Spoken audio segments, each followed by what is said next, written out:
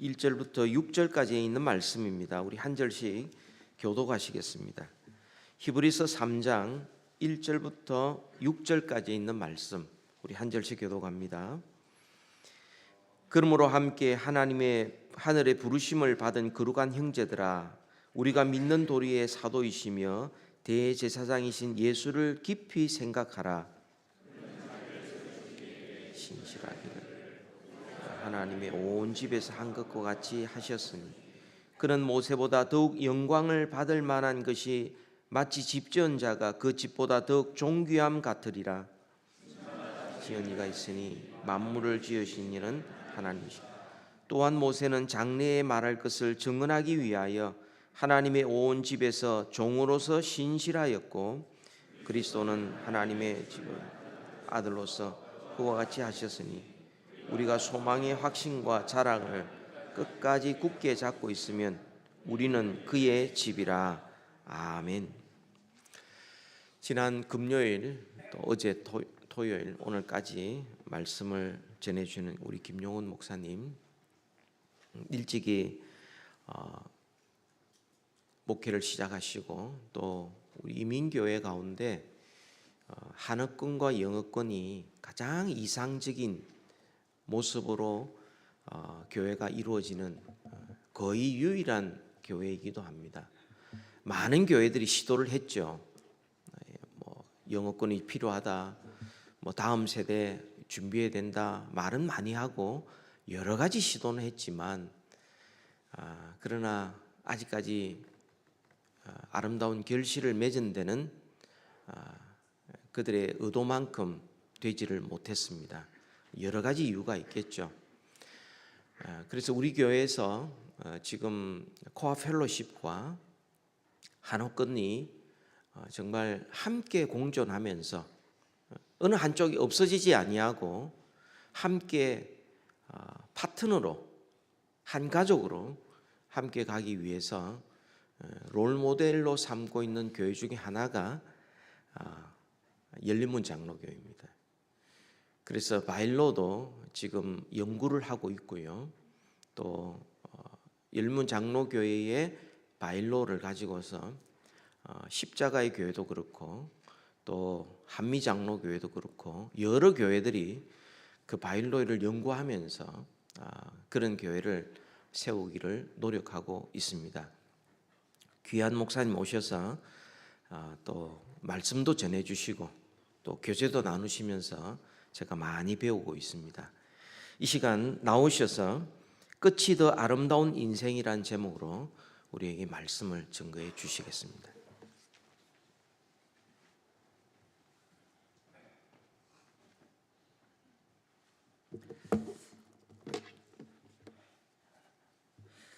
금요일부터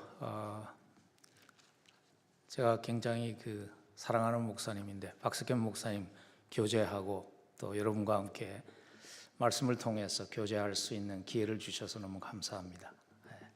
오늘 아침에도 우리 하나님의 말씀이 다시 한번 우리 속에 살아나는 그러한 은혜가 있기를 간절히 소원합니다. 기도하겠습니다. 하나님, 오늘도 수많은 사람들 가운데 우리를 택하시고 예배자로 부르심을 감사를 드립니다. 주의 음성 들을 수 있도록 하나님 우리의 영의 귀 열어주시고 하나님 주의 말씀 살아낼 수 있도록 하나님 은혜 허락해 주시기를 원합니다. 예수님 이름으로 간절히 기도합니다. 아멘. 우리가 살아가고 있는 이 삶, 우리가 크게 인생이라고 부르는 것, 그 인생이라는 게 과연 무엇인가 하는 것을 많은 분들이 은유적인 표현으로 여러 다양한 표현을 한 것 같아요. 한 유명한 가수셨죠. 최희준 씨는 인생은 나그네 길이라 그렇게 묘사를 했어요. 한 시인은 천상병이라는 시인은 인생을 소풍으로 묘사를 했습니다. 나 하늘로 돌아가리라. 아름다운 이 세상 소풍 끝나는 날 가서 아름다웠더라고 말하리라. 인생을 소풍으로 묘사했어요. 그 외에도 인생을 묘사하는 다양한 그러한 표현들이 있지만 저는 개인적으로 인생을 마라톤이라고 비유하는 표현을 좋아합니다. 그 이유는 이것입니다. 마라톤이라는 경주가 다른 경주, 단거리 경주와 다른 점이 뭐냐면, 단거리 경주는요, 시작이 끝을 결정짓습니다. 시작이 잘못되면 끝이 이미 정해져 있는 것입니다. 근데 마라톤이라는 스포츠는 출발이 남들보다 좀 늦어도 끝을 승리로 마칠 수 있는 그러한 특별한 운동이기 때문에 그렇습니다. 여러분, 인생을 시작하며 좋은 환경 속에서 태어나는 것은 축복입니다. 그렇지만 좋은 출발을 우리가 꼭 선택할 수 있는 것은 아니죠. 내가 어떤 집안에서 태어날까? 선택할 수 없습니다. 내가 어떤 시대적인 환경 속에서 태어날까? 어떤 지역에서 태어날까? 우린 선택할 수 없습니다. 그러나 어떻게 마칠 것인가는 우리 자신이 선택할 수 있습니다. 이런 모든 일의 시작도 중요하지만은요, 더 중요한 것은 마침이죠. 아무리 시작이 화려했어도 마치면서 후회로 가득 찬 인생이 된다면 잘 살았다고 얘기할 수 없겠지요. 저는 하나님께서 우리를 부르시고 쓰시기를 원하시는 이유가 거기에 있다고 생각합니다. 여러분, 사실 하나님이 우리를 필요로 할까요? 하나님이 천군 천사를 쓰시면 하나님의 일을 더 효율적으로 더 잘 하실 수 있는데, 하나님이 우리를 부르시고 쓰시기를 원하시는 하나님의 그 중심에는 우리의 인생이 하나님께 쓰임받았기 때문에 시작보다 끝이 더 아름다운 인생이 되기를 원하시는 하나님의 마음이 있기 때문입니다. 그래서 하나님께 쓰임받았던 많은 사람들, 성경에 등장하는 하나님께 쓰임받았던 많은 사람들의 삶을 보면요, 시작보다 끝이 아름다운 인생들을 살았습니다. 예수님의 족보에 등장하는 여인들 대표적인 사람들이잖아요. 남편 잃고 시댁에서 버림을 당했던 다말이라는 여인, 우린 이유는 알 수 없지만 기구하게 몸을 파는 그러한 인생으로 시작했던 라합이라는 여인. 근데 그들이 하나님께 쓰임 받았을 때는 예수 그리스도가 이 땅에 오시게 하는 그 중요한 일에 쓰임 받고 예수님의 족보에 자랑스럽게 이름이 담겨지는 끝이 더 아름다운 인생을 하나님이 되게 하셨습니다. 하나님은 우리의 인생이 시작보다 끝이 더 아름다운 인생이 되기를 원하십니다. 어떻게 하면, 어떻게 살면 끝이 더 아름다운 삶을 살 수 있을까요? 저는 오늘 히브리서 3장 본문 말씀에서 1절부터 6절부터 그 답을 한번 함께 찾아보았으면 합니다. 히브리서는 믿음으로 살아가면서 고난당했던 성도들에게 기록된 그런 하나님의 말씀입니다. 예수 그리스도를 만나고 좋은 시작을 했지만은 고난이 찾아와서 믿음을 저버리고 세상과 타협해서 아름다운 끝을 포기할 수 있는 위기에 있던 사람들에게 써진 서신이 히브리서입니다. 특별히 유대인이었는데 기독교인이 된 후에 믿음 때문에 어려움을 당하던 사람들에게 기록된 서신이 히브리서입니다. 그래서 히브리서가 써졌을 때 그 당시에 수신인이었던 성도들의 상황이 어떤 상황이었는가 하면, 처음에 예수를 믿고 은혜도 받고 잘 살다가 삶이 어려워졌어요. 왜냐하면 정치적으로도 네로라는 황제가 기독교를 박해하고 기독교를 로마의 방화범으로 누명을 세우는 기독교인들을, 그러한 아주 어려운 상황이었습니다. 사회적으로도 직장도 잃고 가게도 문을 닫아야 하고 가족으로부터도 버림을 받는 그러한 상황이었습니다. 너무 어려우니까 예전 가족들이, 친구들이 유혹하는 거예요. 돌아와, 다시. 꼭 그렇게 살아야 돼? 유대계도 괜찮아. 다시 돌아와 하는 유혹을 받던 성도들에게 기록된 서신이에요. 그래서 히브리서 2장 1절을 보면 그 서신을 기록했던 의도를 아주 잘 기록합니다. 그러므로 우리는 들은 것에 더욱 유념함으로 우리가 흘러 떠내지 가지 않도록 함이 마땅하니라. 예전 번역본에 보니까 혹 흘러 떠내려 갈까 염려하노라. 시작 잘했는데 아름다운 마침을 타협하고 포기할까 봐 염려되노라. 그런 사람들에게 기록된 말씀이 히브리서입니다. 사실 그 당시와 지금이 상황이 똑같지는 않습니다.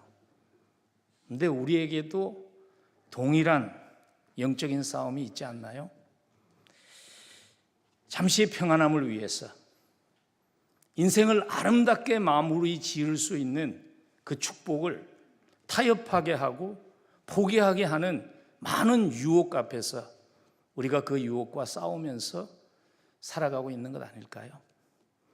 믿지 않는 사람들이 우리에게 이래라 저래라 말하는 것은 충분히 이해할 수 있어요.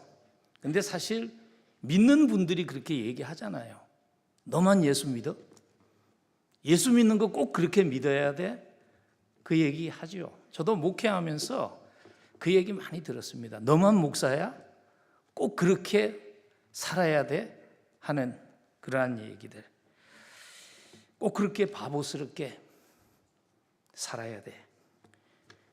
그래서 포기하고 싶었던, 주저앉고 싶었던 당시의 히브리 교인들에게 쓰셨던 히브리서는요, 오늘을 살아가는 우리에게도 너무나 필요한 하나님의 말씀입니다.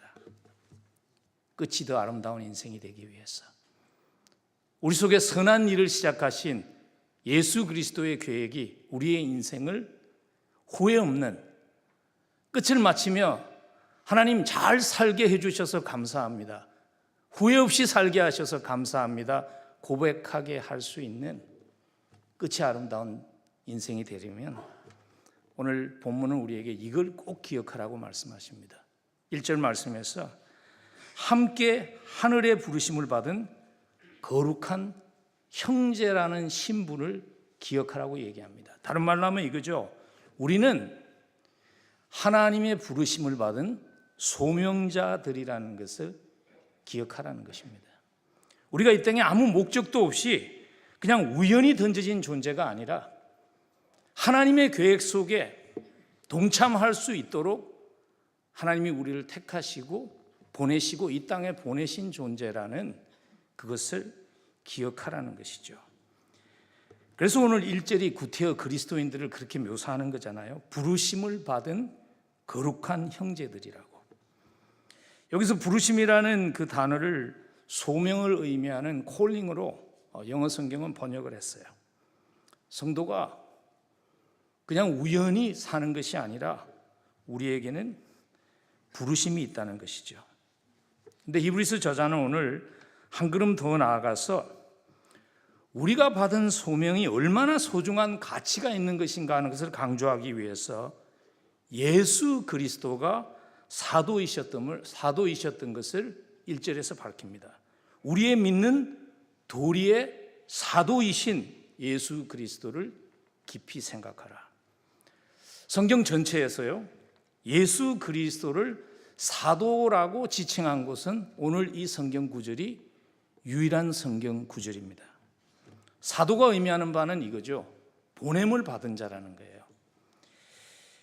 예수님이 보냄을 받은 것 같이 우리도 하나님으로부터 보냄받았다는 것이, 그것이 얼마나 큰 영광인지를 인식하라는 겁니다. 여러분, 소명의 가치를 인식할 수 있어야지 소명과 함께 찾아오는 희생을 감당할 수 있습니다. 예수님께서도 히브리서는 우리에게 설명하지요. 생명을 내어주시는 희생을 예수님이 기꺼이 감당하실 수 있었던 이유는, 왜냐하면 예수님께 주셨던 하나님의 소명의 가치를 알았기 때문이다. 그래서 히브리서 12장 2절에 보면 믿음의 주요 또 온전하게 하시는 이인 예수를 바라보자. 그는 그 앞에 있는 기쁨을 위하여 십자가를 참으사 부끄러움을 개의치 아니하시더니 하나님 보좌 우편에 앉으셨느니라. 예수님이 마음에 두셨던 그 소명의 가치를 그 앞에 있는 기쁨이라고 히브리서 기자는 묘사를 했습니다. 과연 그 앞에 있는 기쁨, 생명 주시리만큼, 생명을 희생하리만큼 포기할 수 없었던 그 가치 있는 그 앞에 있는 기쁨이 과연 무엇이었을까요? 아마 여러 가지가 포함되어 있겠지만은 히브리서에서 예수 그리스도가 보냄을 받으신 자로 왔다는 맥락에서 이해를 하면 예수님의 그 앞에 기다리고 있던 기쁨은 딴 것 아니라 여러분과 제가 예수 그리스도를 만나고 구원받는 것이었습니다. 그래서 예수님께서 십자가에서 내려오실 수 없었습니다. 수치의 십자가였고 고난의 십자가였지만 포기할 수 없었습니다. 받으신 소명이 너무나 소중했기 때문이죠. 여러분, 우리가 인생을 살면서 이렇게 보면 가치 있는 일은 우연히 일어나지 않습니다. 가치 있는 일은 대가를 지불하고서 이루어집니다. 그래서 우리가 소명이라는 단어를 들을 때 우리의 마음속에 그게 부담으로 다가오잖아요. 왜냐하면 우리가 이미 알아요. 가치 있는 부름이기 때문에 그 부름을 위한 대가가 따른다는 것을 우리가 알기 때문에 사실 망설이게 되는 것이죠. 그래서 그 두려움을 극복할 수 있어야 합니다. 부름받은 자로 살아가려면요, 그 두려움을 극복하는 방법은 이거예요. 우리가 가지고 있는 소명이라는 그 부름에 대한 잘못된 선입감을 바꾸셔야 합니다. 많은 분들이 이렇게 생각하는 것 같아요. 소명은 하나님이 우리에게 소명을 주면 말이죠, 우리의 인생이 하기 싫은 일을 하면서 사는 인생이 된다고 오해하는 분들이 있어요. 하나님은 우리를 불러가지고 내가 하기 싫은 일을 맡기시는 분으로 오해하는 분들이 있어요. 하나님은 그런 분이 아닙니다. 하나님은 우리를 만드셨고 우리가 누구인지 잘 아시고 우리가 뭘 잘할 수 있는지도 아시고, 그리고 하나님은 가장 좋은 것으로 우리에게 주시기를 원하시는 사랑의 아버지십니다. 그래서 하나님이 주신 소명은요, 우리에게 맞춤형입니다. 그대로 살면, 그 소명 따라 살면 삶이 의미 있어집니다. 그 소명 따라 살면 삶이 가치 있어집니다. 그러한 하나님의 마음을 이해해야 합니다. 그 하나님의 마음을 가장 잘 저는 함축한 하나님의 말씀이 예레미야서 29장 11절 같아요. 우리 한번 띄워주시면 한 음성으로 함께 한번 우리 합독하면 좋겠습니다. 여호와의 말씀이니라. 너희를 향한 나의 생각을 내가 아나니 평안이요 재앙이 아니니라. 너희에게 미래와 희망을 주는 것이니라. 하나님의 마음입니다. 우리를 부르시는 하나님의 마음입니다. 그래서 하나님께서 우리가 하나님의 자녀가 소명 따라 살기를 원하십니다. 왜냐하면 소명 따라 살아야지 우리가 노력하고 수고한 인생의 많은 땀 흘림이 가치가 있고 그 의미를 발휘하기 때문이죠. 소명이 빠진 인생은 마침내 가서 의미 없는 인생이 되죠. 그걸 가장 절실하게 인생의 말년에 깨달았던 사람이 다른 사람이 아니라 솔로몬 왕이었잖아요. 그래서 전도서에 보면 솔로몬이 전도서를 인생의 말기에 쓰면서 뭐 해본 거 다 헛되다 얘기하고 나서 결론적으로 후대 사람들이 똑같은 실수를 답습하지 않도록 솔로몬이 결론적으로 전도서 12장에서 말씀하시는 게 그거죠. 12장 1절에 보면 너는 청년의 때에 너희 창조주를 기억하라. 곧 공고한 날이 이르기 전에 나는 아무 낙이 없다고 할 해들이 가깝기 전에 창조주를 기억하라. 그리고 12절과 13절에서 이렇게 공고합니다. 많은 책들을 짓는 것은 끝이 없고 많이 공부하는 것은 몸을 피곤하게 하느니라. 일의 결국을 다 들었으니 하나님을 경외하고 그의 명령을 지킬지어다. 이것이 모든 사람의 본분이니라. 결국에는 하나님의 부르심과 상관없는 성취는 의미를 가져다 주지 못한다. 솔로몬 왕이 우리에게 그 공고를 하는 것이죠. 여러분, 혹시 난 인생을 참 열심히 살았는데, 그래서 꽤나 많은 것도 이루고 많은 것도 가졌는데 왜 내가 기대했던 그 의미와 만족이 내 삶 속에 없을까 하는 그 고민을 가지고 지금 몸부림치는 분들이 계시면요, 여러분 속지 마세요. 더 많이 가져야 하는 것 아닙니다. 더 높아져야 하는 것 아닙니다. 이미 하나님께서 여러분들의 삶 속에 성취하게 하셨던 그러한 것들이 하나님의 부르심이라는 것과 연결이 될 때, 소명과 관계에 있는 곳에 연결이 될 때 똑같은 일이, 똑같은 성취가 의미와 만족을 가져다 주게 됩니다. 어떤 면에 있어서 우리가 살아가면서 성취하는 것은요, 그것은 그림자 소명과 같습니다. 진짜 소명을 이루기 위한 그림자 소명과 같은 것이죠. 예를 들면 이런 겁니다. 성경에 등장하는 왕후였던 에스더가 페르시아의 왕비가 된 것은, 페르시아에서 가장 아름다운 여인이 된 것은, 그것은 그림자 소명입니다. 진짜 소명은 무엇인가 하면 그 성취된 것을 통해서 하나님의 백성을 보호하고 장차 오실 예수 그리스도의 길을 닦는 그것이 에스더에게 주었던 진짜 소명이에요. 페르시아 여왕으로 좋은 옷 입고 좋은 보석 누리고 사는 것은, 그것은 가짜 그림자 소명에 지나지 않는 것이죠. 근데 감사한 것은 이겁니다. 구원을 받으면요, 누구에게나 진짜 소명이 주어진다는 것입니다. 목회자나 선교사나 그런 사람들한테만 소명이 주어지는 것이 아니라, 구원을 받으면, 하나님의 자녀가 되면 모든 사람에게 진짜 소명이 주어진다는 것입니다. 에베소서 2장 10절, 거기에 이렇게 기록하셨어요.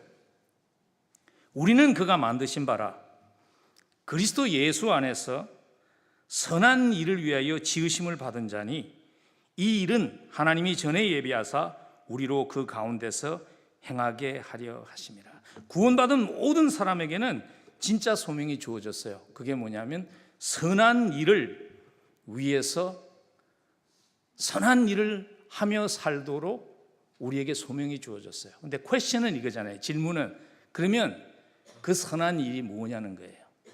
오늘 히브리서는 그 답을 우리에게 해주시는 하나님의 말씀 가운데 하나입니다. 그 선한 일이 무엇인가? 히브리서 3장 본문은요, 그 선한 일을 구체적으로 이렇게 설명합니다. 우리의 소명은, 우리가 해야 되는 선한 일은 하늘과 땅을 연결하는 다리를 놓는 역할을 하는 것이라고 말씀하십니다. 그래서 우리가 해야 되는 선한 일이 다리 놓는 일이라는 것을 설명하기 위해서 1절은 오늘 예수님을 대제사장으로 기억하라고 말씀하십니다.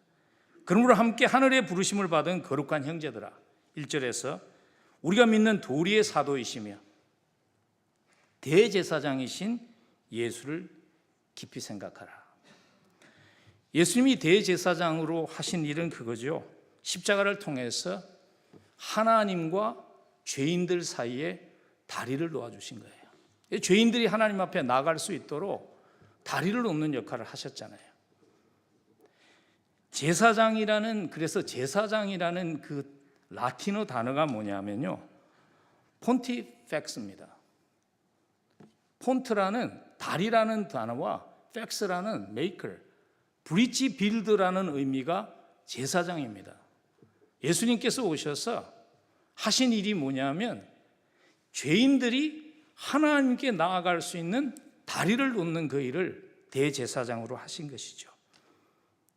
근데 오늘 히브리서 기자가 우리에게 대제사장이신 예수를 깊이 생각하라는 명령은요, 단지 우리에게 지적으로 알아라는 그 정도의 초대가 아닙니다.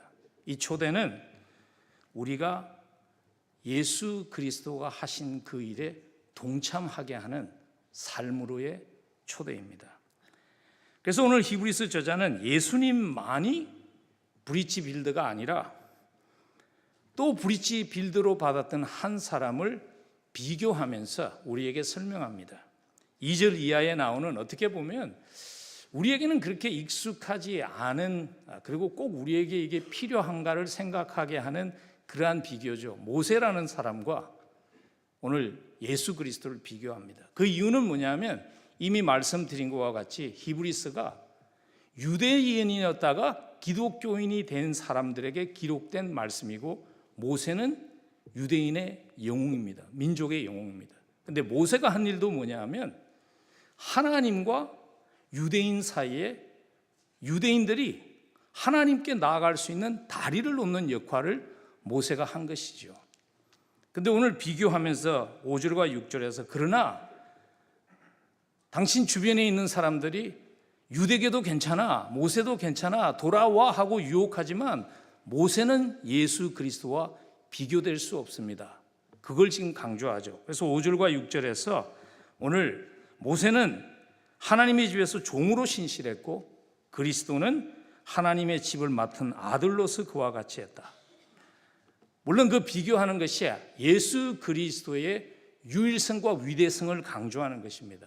그러나 오늘 본문 말씀을 조금 더 내려가서 보면요, 거기에서 그치는 것이 아니라 우리가 그 하나님의 일에 동참하도록 부름받은 영광스러운 그 역할이 우리에게 주어졌다는 것을 히브리서 기자는, 그래서 우리가 포기할 수 없다는 것을 강조합니다.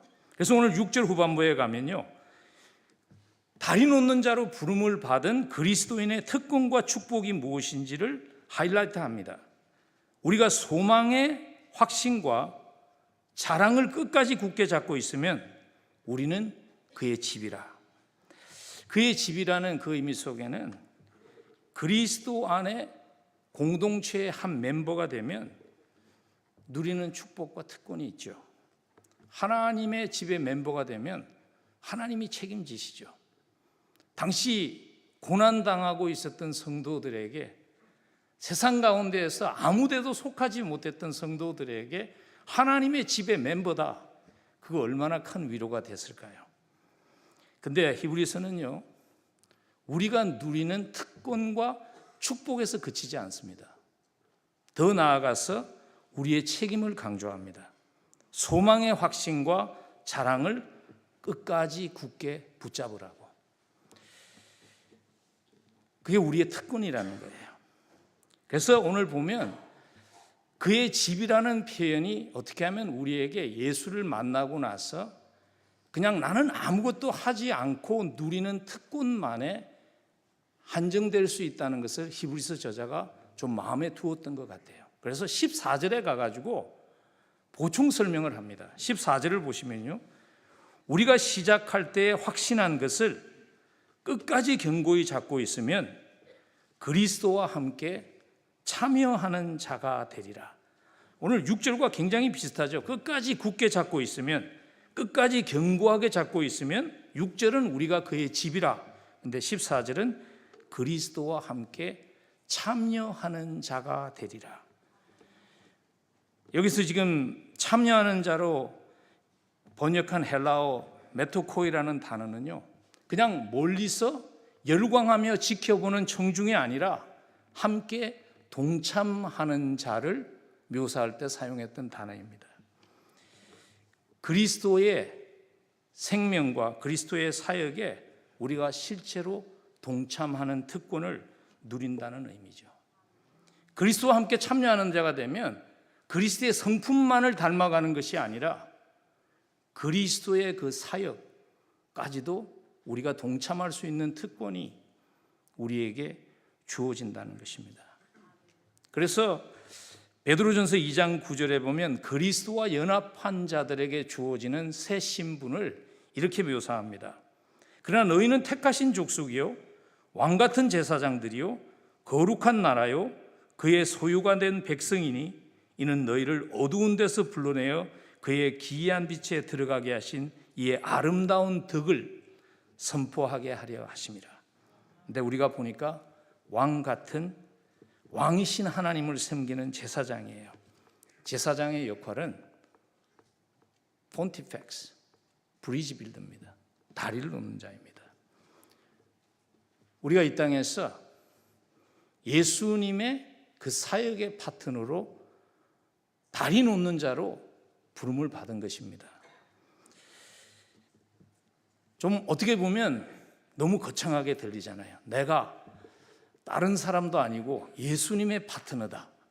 그래서 자칫 잘못하면 뭔가 막 크고 위대한 일을 해야 되는 것으로 부담을 가질 수 있지만요.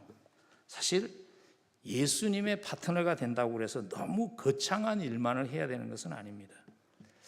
어떤 분이 이런 지혜로운 말을 하셨어요. 산에 많은 고목들이 쓰러져 갈 때 산을 다시 푸르게 하는 가장 좋은 방법은 무엇인가 하면 자기가 서 있는 그곳에다가 작은 나무를 심는 것이라. 아마 제 생각에 여기서 지금 50대 정도 되신 분들은 기억하는 한국이 푸른 산이 있는 한국을 기억할 겁니다. 근데 제가 기억하는 한국은요, 민둥산이 있는 한국이었습니다. 그래서 제가 어릴 때 요즘도 하는지 모르겠어요. 식목일이라는 게 있었어요. 가서 나무를 심었어요. 그게 벌써 반세기 전이니까요. 그때 제가 이런 생각을 했어요. 이거 심어가지고 이거 어느 천년에 이거 뭐 한다고 우리 아주 어린 고사리 같은 손들을 동원해가지고 이 나무를 심는가 생각을 했어요. 근데 반세기가 지나고 한국을 갔더니요, 한국의 모든 산들이, 주변 동네의 산들이 푸른 산으로 변했어요. 여러분, 우리가 감당해야 되는, 하나님이 세우신 곳에서 감당해야 되는 그 작은 역할의 소중함을 우리가 과소평가하지 않았으면 좋겠습니다. 여러분들이 다리를 놓아야 할 곳이 어딜까요? 굉장히 여러 군데가 있겠죠. 근데 여러분들이 가장 여러분들의 인생에서 시간을 많이 쓰는 곳이 어딜까요? 여러분의 직장입니다. 통계에 의하면요, 거의 우리가 인생의 60%라는 시간을 직장에서 보낸다 그래요. 그래서 70이라는 인생을 두고 볼 때 23년을 잠자는 데 쓰고 27년을 일하는 데 쓰고 그리고 나머지 10년은 장도 보고 학교도 가고 그런 데다가 대강 쓰는 거래요. 그건 사실 굉장히 큰 시간을 여러분들이 여러분들의 직장에서 보냅니다. 근데 그 직장 생활이 다리 놓는 자로서의 부름과 상관이 없다면 우리는 사실 너무 중요한 시간들을 놓치면서 살아가고 있는 것이죠. 직장이 우리에게 주어진 것은 하나님께서 우리의 직장 생활을 통해서 물론 우리가 먹고 사는 것을 얻는 그러한 목적도 있지만 이 세상을 회복하시는 도구로 하나님은 그것을 사용하십니다. 더 좋은 세상, 그런 얘기를 하잖아요. 인간에게는 더 좋은 세상을 물려주고 떠나고 싶은 갈망이 누구든지 있다. 여러분들의 마음속에 그런 생각이 없나요? 더 좋은 세상을 우리 후손들에게 물려주고 싶은 생각이 있으시죠? 그래서 제가 할아버지가 되고 나서요, 리사이클을 더 열심히 합니다. 왜냐하면 우리 손자들에게 더 아름다운 땅을 물려주기를 원해서입니다. 여러분, 하나님이 가장 기뻐하시는 일이 무엇일까 생각하면서 다리 놓는 자로 직장 생활을 하시면 좋겠어요. 하나님이 가장 좋아하시는 일이 뭔지 아세요? 누가복음 15장 7절에 보니까 이렇게 기록을 했어요. 내가 너희에게 이르노니 이와 같이 죄인 한 사람이 회개하면 하늘에서는 회개할 것 없는 의인 99으로 말미암아 기뻐하는 것보다 더 하리라. 여러분, 하나님이 이렇게 기뻐하는 일이라면 한번 해야 안 되겠습니까? 여러분들에게 하나님께서 허락하신 많은 달란트를 통해서 한번 기도해 보시지 않겠습니까? 하나님, 나에게 이런 달란트를 주셨는데 내가 보기에는 이게 하나님의 나라와는 그렇게 크게 상관이 없는 달란트 같은데 이걸 어떻게 서서 다리 놓는 자로 살아갈 수 있을까요? 한번 하나님께 기도해 보시지 않겠습니까? 기도하시면요, 하나님이 지혜를 주세요. 저희 교회에서 음악을 전공하신 분들이 그 기도를 했어요. 저희 교회는 프로페셔널 뮤지션들, 음악을 사랑하는 사람들이 굉장히 많이 있어요. 그래서 그분들이 교회 와서 물론 주일날 프레이즈 팀에 찬양도 하고 그러지만 세상과 다리를 놓는 일에 하나님이 나에게 주신 뮤지컬 탤런트를 어떻게 쓸 수 있을까? 하나님 앞에 고민하면서 기도했는데 하나님이 지혜를 주셨어요. 그래서 그들이 뭘 시작했는가 하면요, 주변을 돌아보니까 음악하는 분들이 사실 산호세도 마찬가지일 거예요. 음악해 갖고는 여기서 살기 좀 힘들 것 같아요. 예술을 하는 분들이 가난하세요. 근데 보니까 자기들이 레슨을 주는 애들은 다 잘 사는 집 애들인데 못 사는 집 애들은 레슨을 받고 싶어도 받을 수가 없다는 것을 보게 됐어요. 그래서 그들이 광고를 했어요. 무료로 음악을 레슨을 주겠습니다. 그 프로그램을 시작했어요. 허그스라는 게 영어로 포용한다는 표현이잖아요. 그래서 주위에서 가난한 가정의 아이들이 오면요, 봄, 가을로 학기를 열고 볼클리 스쿨 오브 뮤직 그런 데서 전문가들이에요. 이분들이 악기도 가르쳐주고요, 노래 부르는 것도 가르쳐주고 그 일을 해요. 그러면 저희는 뭘 하는가 하면요, 음악하는 분들이 사실 그렇게 넉넉하지 않거든요. 그래서 일반 교인들은요, 그 음악을 레슨하는 분의 레슨비를 대신 내줘요. 그 아이를 위해서. 근데 놀라운 일이 일어납니다. 교회라면은 발도 들여놓지 않았을 사람들이 히잡을 쓰고 터번을 쓰고 봄과 가을에 그 아이들이 콘서트를 하면요, 교회로 들어옵니다. 기도로 시작하고 그 콘서트는 축도로 마칩니다. 교회라는 걸 알아요. 근데 교회에 들어옵니다.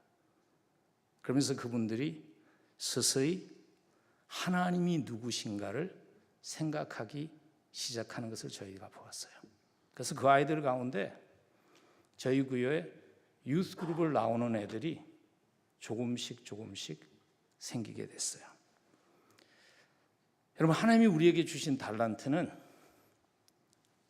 결코 하나님의 일과 세상 일로 이렇게 구분되지 않습니다. 한번 기도해 보십시오. 하나님, 나에게 이런 달란트를 주셨는데 세상 가운데에서 하나님이 찾으시는 한 영혼이 하나님께 돌아오기 위해서 내가 다리 놓는 자의 역할로 어떻게 사용할 수 있을까요? 하나님이 여러분들에게 지혜를 주시고 다리 놓는 자로 쓰임받는 은혜가 있기를 간절히 축복합니다. 시작보다 끝이 아름다운 삶을 살기 위해서 우리에게 주신 소명과 함께 기억해야 되는 또 한 가지의 소명이 뭐냐면요, 상처 입은 치유자로 세상을 치유하도록 우리는 부름받은 자입니다. 상처 입은 치유자라는 표현이 고 헨리 나우엔이라는 분이 사용해서 우리에게 친근해진 표현이죠. 이런 내용이죠. 자기도 상처를 입은 존재이지만 바로 그 상처를 통해서 다른 사람을 돕고 치유하는 사람이 상처 입은 치유자입니다. 성경은 예수님을 상처 입은 치유자로 종종 묘사합니다. 그래서 요한계시록을 보시면요, 승리해서 보좌에 앉으신 그 메시아의 모습은 상처 입은 치유자입니다. 요한계시록 5장 6절에 보면 내가 또 보니 보좌에 네 생물과 장로들 사이에 한 어린 양이 서 있는데 일찍이 죽임을 당한 것 같더라. 상처 입은 어린 양. 요한계시록에서 그걸 보여주시는 이유는 이거죠. 세상을 이기시는 하나님의 방법은 다르다는 거예요. 그 당시 세상을 좌지우지하고 있던 로마라는 그 나라는 무력으로 세상을 이겼지만은 하나님이 세상을 이기는 방법은 약한 자들을 통해서, 약함을 통해서 하나님은 강함을 이기시는 하나님이 되신다는 메시지를 당시에 핍박받던 성도들에게 요한계시록을 통해서 주신 것이죠. 히브리서도 보면요, 예수님을 상처 입은 치유자로 묘사합니다. 그래서 오늘 본문도 잘 보시면 시작할 때는 예수 그리스도로 시작했잖아요. 예수를 깊이 생각하라 이렇게 시작했는데 마무리 지을 때 보면 6절에 가서 그 타이틀이 그리스도로 변합니다. 그리스도라는 것은 헬라어 단어로 메시아라는 히브리 단어가 헬라어 단어가 되면 그리스도가 되는 거예요. 오늘 보니까 그 예수님이, 대제사장인 예수님이, 그분이 상처 입은 치유자가 되신 메시아입니다. 그래서 히브리서 2장 18절에 보면 예수님을 이렇게 설명하죠. 그가 시험을 받아 고난을 당하셨은즉 시험 받는 자들을 능히 도우시는 이시라. 예수님이 이 땅에 오셔서 다리 놓는 역할을 하셨던 그 삶의 모델이 뭐냐면 상처 입은 치유자로 그 일을 하셨다는 것입니다.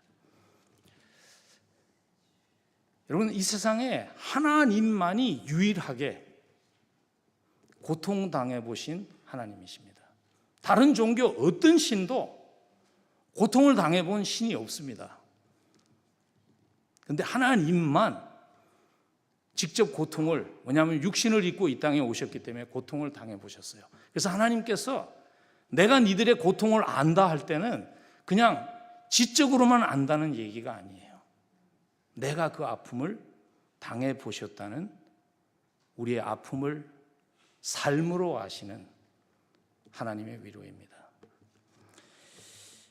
사실 인생을 살아가면서 예수를 믿어도 고난이 있습니다. 고난이라는 큰 주제를 우리가 아주 쉽게 단순화하는 것은 굉장히 위험한 것입니다. 그러나 한 가지 확실한 것은 이거죠. 고난이 있지만 그 고난 가운데서도 우리가 여기 서 있을 수 있는 이유는 뭐냐면 고난 당해 보신 그 예수님의 치유하심이 있었기 때문에 우리가 이 자리에 서 있을 수 있는 것 아닙니까? 그래서 고린도후서 1장 8절에서 사도 바울이 이런 고백을 하죠. 그리스도의 고난이 우리에게 넘친 것 같이 우리가 받는 위로도 그리스도로 말미암아 넘치는도다. 그리고 더 나아가서 하나님은요, 우리가 고난만을 하나님의 사랑으로 치유받는 자가 아니라 그 고난이 오히려 고난받는 자들을 회복시켜주는 도구로 아름답게 쓰임받는 인생이 되기를 원하십니다. 그래서 사도 바울이 고린도후서 1장 6절에서 이런 고백을 합니다.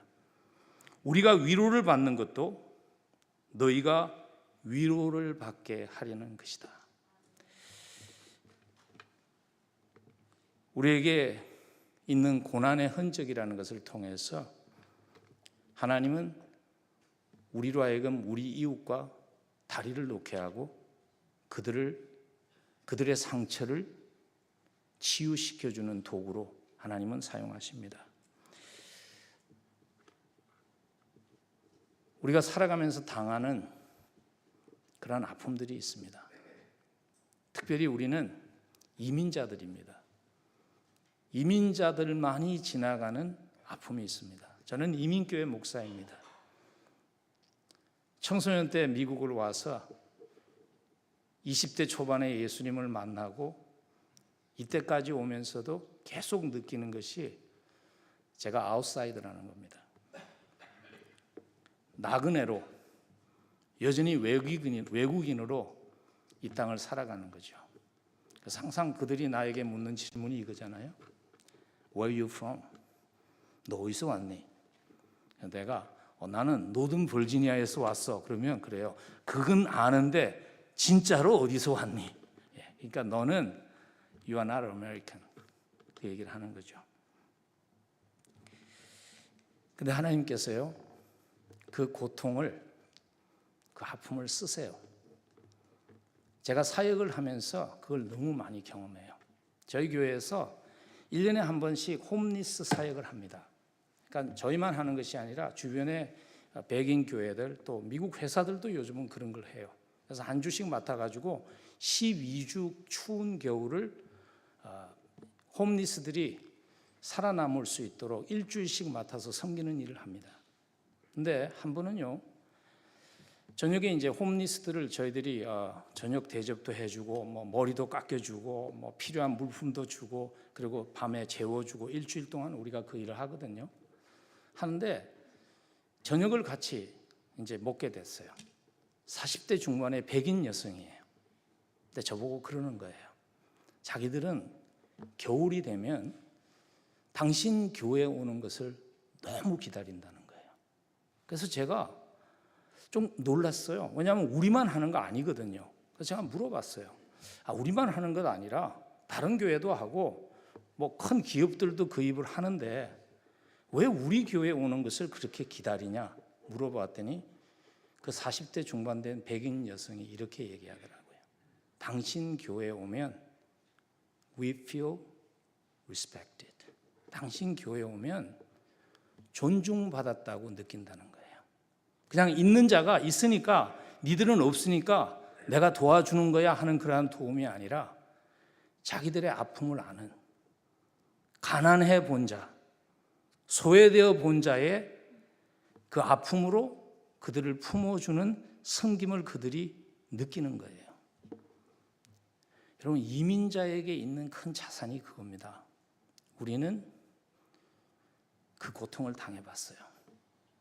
그리고 우리 주변에는 여전히 그러한 고통을 당하는 수많은 사람들이 있어요. 우리를 통해 섬김이 나갈 때 그들은 상처 입은 치유자로 그들을 치유해 주시는 예수님을 우리를 통해서 볼 수 있게 됩니다. 이 자리에도 고난의 순간을 지나가는 분들이 계시죠. 저는 주님께서 여러분들의 고난을 감싸 주시기를 간절히 기도합니다. 그러나 그것에서 그치는 것이 아니라 여러분들의 고난이 고난당하는 자들의 손을 붙잡아 주는, 그래서 나를 치유해 주신 그 예수 그리스도를 만나도록 도와주게 하는 하나님께 쓰임받는 보냄받은 자의 고난이 되기를 간절히 축복합니다. 말씀 마무리 짓습니다. 제가 사실 청소년 때부터 20대 예수님을 만나고 평생 교회 안에만 살았어요. 그래서 은퇴를 하고 나니까 제가 아마 제 친구들이 볼 때 제 견문이 좀 좁다고 생각한 것 같아요. 그래서 은퇴를 하고 나서 저에게 한 가수를 소개해 줬어요. 제가 그 가수를 직접 만난 건 아니고요. 그 가수의 노래를 통해서 그분을 만났어요. 근데 그 노래가 저로 하여금 많은 것을 생각하게 했어요. 그래서 잠시 나누면서 말씀을 마무리 질까 그래요. 가사가 이런 거예요. 점점 더 멀어져 간다. 머물러 있는 청춘인 줄 알았는데 비어가는 내 가슴 속에 더 아무것도 찾을 수 없네. 계절은 다시 돌아오지만 떠나간 내 사랑은 어디에? 내가 떠나보낸 것도 아닌데 내가 떠나온 것도 아닌데 조금씩 잊혀져 간다. 아마 여기 있는 여러분들은 뭐 이미 이 가사가 누구의 노래인지 아실 거예요. 근데 저는 이 가사가 굉장히 마음에 와서 닿았어요. 내가 떠나보낸 것도 아닌데 내가 떠나온 것도 아닌데 조금씩 잊혀져 간다. 시간이 내가 세월을 떠나보낸 것 아니에요. 근데 어느덧 60 후반이 됐어요. 결산의 시간이 더 가까워진 거죠. 여러분, 보내신 분이 있다는 것은요, 보내심을 받은 자가 됐다는 것은 보내신 분 앞에 서는 결산이 있다는 것을 항상 우리에게 얘기합니다. 결산이라는 단어를 꼭 너무 이렇게 부정적인 부담으로만 받을 필요는 없는 것 같아요. 왜냐하면 결산의 순간이 있다는 적당한 부담이 우리로 하여금 지금이라는 시간을 생각하면서 살게 하기 때문이죠.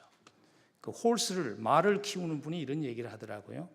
말이 등에 아무 짐도 얹지 않고 가벼우면 빨리 달릴 것 같지만 그렇지 않대요. 말은 적당한 무게가 얹어지면 가장 빨리 달린답니다. 우리의 인생도 그런 것 같아요. 우리에게 적당한 부담, 나를 부르시고 나를 보내신 그분 앞에 언젠가 내가 서야 한다는 그 적당한 부담을 안고 살아갈 때 우리의 삶이 하나님 앞에 설 때 시작보다 끝이 더 아름다운 인생 되리라고 저는 확신합니다. 주님 앞에 섰을 때 이 칭찬 받았으면 좋겠어요. 그렇게 살아줘서 너무 고맙다. 히브리서 말씀이거든요. 히브리서 11장 16절에 보면요, 이런 칭찬을 하세요. 그들이 이제는 더 나은 본향을 사모하니 곧 하늘에 있는 것이라. 이러므로 하나님이 그들의 하나님이라 일컬음 받으심을 부끄러워하지 아니하시고 그들을 위하여 한 성을 예비하셨느니라. 하나님이 내가 너의 하나님이 된 게, 사람들이 나를 너의 하나님이라고 말하는 게 난 너무 자랑스럽다. 여러분, 그렇게 살아줘서 너무 고맙다 하는 칭찬, 그게 우리가 받을 수 있는, 성도가 받을 수 있는 가장 큰 칭찬 아닐까요? 놓치지 않는. 그래서 삶을 마치면서 헛되었다는 고백이 아니라 하나님, 내 잔이 넘칩니다 하는 고백이 여러분의 고백 될 수 있기를, 저의 고백 될 수 있기를 간절히 축원합니다. 기도하겠습니다. 하나님, 많은 사람 가운데 우리의 부족함, 우리의 연약함도 아시면서 불러주신 것 감사합니다. 주님 앞에 설 때 미소 지으시는 주님 앞에 설 수 있도록 하나님 도와주옵소서. 예수님 이름으로 간절히 기도합니다.